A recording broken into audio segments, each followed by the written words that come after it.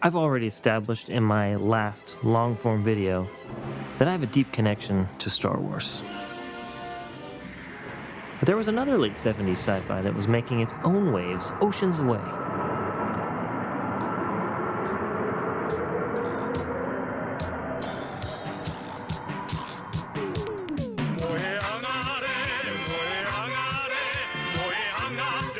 Star Wars didn't directly inspire Mobile Suit Gundam's story, but its global success made large-scale sci-fi projects more viable and cinematic in Japan and across the world. But both were drinking from the same well of mid-20th century sci-fi, war history, and samurai drama. So I guess you could say I've always loved the idea of Gundam, even if I didn't realize it initially. I loved robots just as much as the next kid growing up in the 90s and 2000s. Space Lego were my go-to sets when I was a kid, and watching Transformers, Beast Wars, and Metabots was a staple in my house. My first exposure to Gundam, however, was in the year 2001. Somehow I ended up with these Bandai marketing catalogs with a bunch of kits in them. I can't actually remember how I got them or who gave them to me, but man, these made an impact on me. At that point in my life, I had developed an interest in scale models and had probably put together a terrible Revell car kit or airplane or two, but I pored over these catalogs. In the same way that Pokemon had grabbed hold of my generation, these catalogs grabbed hold of my imagination. It actually sort of felt like Pokemon in a way. All these different types of giant humanoid robots. It was a world I wasn't totally familiar with, but immediately loved. I didn't know anything about them, but it felt familiar. And it felt cool, and I wanted all of them. So I've been staring at these catalogs. Mind you, this was 2001, so no cell phones, and PCs weren't exactly accessible. And I guess my parents noticed because one day in summer, my dad took my brother and I to the Frankensun collectible show. It's still around, but I've only been that one time when I was a kid. It was like another world, and Gunpla was everywhere, and I was in awe. There were entire walls of perfect grade, master grade kits, hundreds of high grade kits. It was completely overwhelming for a kid like me. I came home from the expo with one Gunpla kit. It was the only one I could afford. It was an old high-grade Epion from Gundam Wing. Now, Gundam Wing was the show that all the cool kids were talking about. I had seen G Gundam and it was good fun, but Wing was edgy and angsty for my age, and I was never able to see it. Still haven't, to be honest, but... Huh? What's this? Those sparkles. They're my tears. Oh, brother, this guy stinks! I loved the designs, and that dragon-looking mecha was calling out to me, and I was so stoked to bring it home. And then I put the kit together. It wasn't great, actually. It was pretty disappointing. I realized that I had been obsessing over these catalogs without realizing that I'd been admiring the work of absolute masters of their craft. I was 11 or 12 with no access to any real tools of the trade, couldn't read Japanese, and there were no magic translators to translate for me, so the technique sections in the catalog were a mystery, and I had to have my dad show the pictures to a Japanese coworker of his in order to get it translated, and even then it was just secondhand info from someone who wasn't familiar with Gunpla either, so I was kind of out of luck. I think I was 15 when I finally gave it another shot. I'd become much more familiar with various anime at that point, Gundam included, and I'd seen like the 8th MS team thanks to a friend, and I was blown away by that. Compared to Gundam Wing, I thought the 8th MS team was like freaking cinema. I started to understand all the different series and timelines and really connected with the UC century, and I was in again. The scale models I'd done at the point were all planes and cars, but I wanted to try Gunpla again. Made a purchase through HLJ, Hobbling Japan. If somebody from HLJ is watching, been a user for a number of years, so I could use a few kits if you wouldn't mind. Those two kits I bought were Shining Gundam Master Grade, as well as the 1.0 version of the Hyakushiki Master Grade, and then I waited for like 6 weeks because it was 2005 and things took forever to come from other countries, especially Japan. This time though, I was ready. I had an airbrush, I lucked out and acquired a ton of Tamiya paints from an estate sale I went to and at a local hobby store, which doesn't exist anymore, and picked up the rest of what I thought I needed. I started with the Hyakushiki because I figured, hey, there's gold plating, it looks great already, so less painting to do. And for the first time using an airbrush, it went well. I wish I had the kit still, because I was pretty proud of it when I was done, but unfortunately that thing broke a long time ago. Compared to the HG that I had built before, the Master Grade detailing and build was far superior. Feeling more confident, I did the Shining Gundam next. I even did some pre-shading. At this point, I was able to find some rudimentary translations of the Max technique online. I wanted this guy to look like the box art, and I do still have him. Now this is a vulnerable moment. but I was pretty proud of this build. And really, finishing this kit was a turning point for me in scale modeling. Here's the thing though, I haven't done Gunpla since finishing that kit. It's been literally 20 years. So why am I talking about this now? Well, I never lost interest in Gunpla, but I think at that point, the hobby was blowing up in the States. And once rudimentary social media started popping up, it became honestly kind of discouraging to see how far certain other parts of the world had gotten with this stuff, while I was over here trying to figure out how to use an airbrush still. I gave up before I got started. Music and art took over, and before I knew it, I was out of college, married, and moving elsewhere.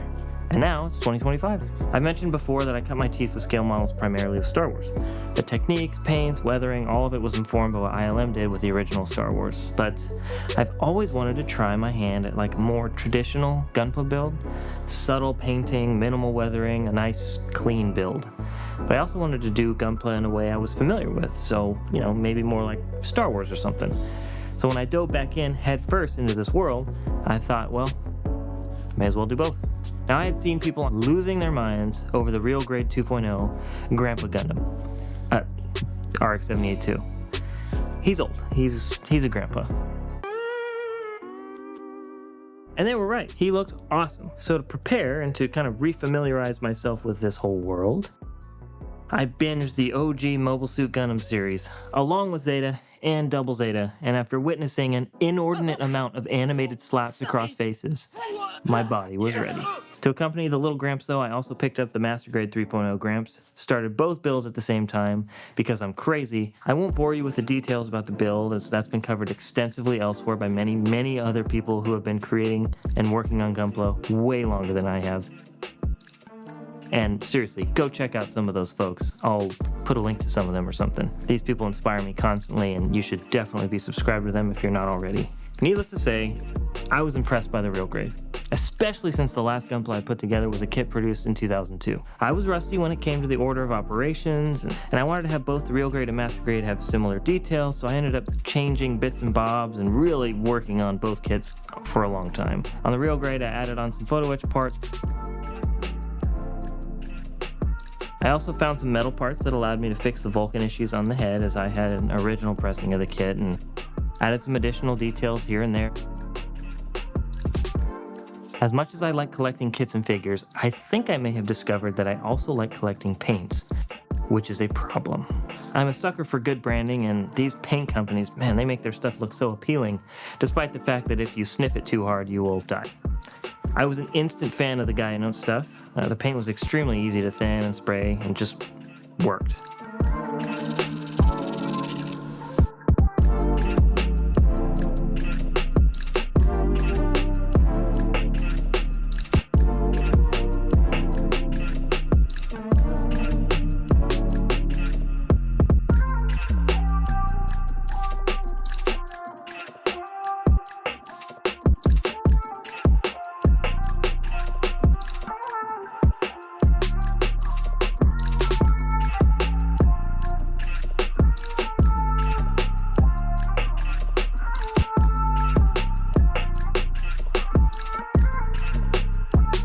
I spent way too long detailing the inner frame on this guy, but I couldn't help myself.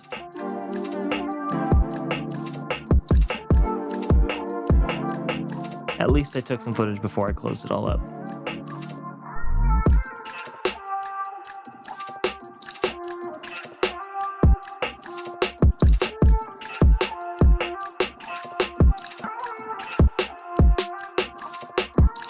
I got some decals from Delphi Decal, which I had learned through research before getting back into all this stuff that it was the way to go, and they went on super easily. A couple of flat clear coats later and he was done.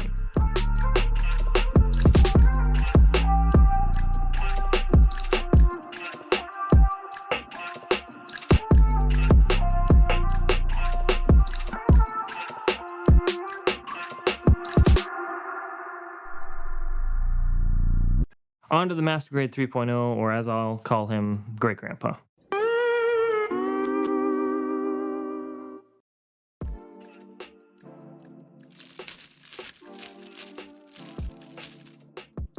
I wanted more vintage feel to match the vibe of the original show and the time frame of the original show when it came out, so I opted for Archive X on him. Now, here's the thing, you've heard me talk about Archive X before, but they originally released a difficult-to-come-by range of colors in enamel. I had pretty much all of those, but over the years, some have unfortunately become totally unusable, and others I've used up on Star Wars kits already. And in the last few years, to allow for easier shipping and distribution, they developed an acrylic line. Minimal to no difference in color values across the range compared to the enamels. However, they are an absolute pain to spray in comparison to enamels or lacquers. With the enamels, you pretty much mix 1-to-1 with Mr. Color leveling thinner like every other lacquer, or just white mineral spirits according to Archive X, but I had better success with the leveling thinner. And that's it. Beautiful coats of vintage 70s hues. With the acrylic, well, it's complicated. It was trial and error for me, mostly error. After a lot of testing, I ended up with this formula as a starting point. 10 drops of paint, 8 drops of Archive X thinner, plus 2 drops of Vallejo's Flow Improver, adding more Flow Improver if it still wasn't thin enough.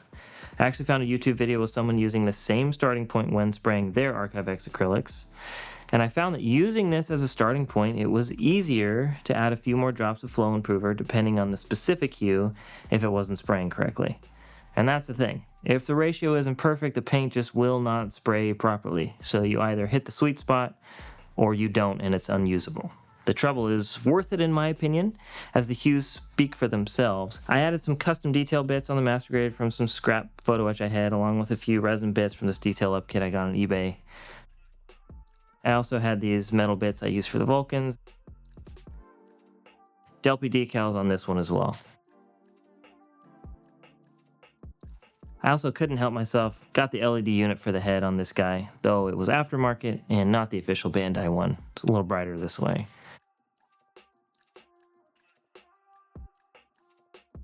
The truth is that I could literally spend all of my time tinkering, tweaking, changing, and fixing things on any project I'm working on, but learning when to call it done is a feeling you learn to recognize. And at this point, I felt it, and it feels eerily similar to rage quitting, mixed with accomplishment, I guess?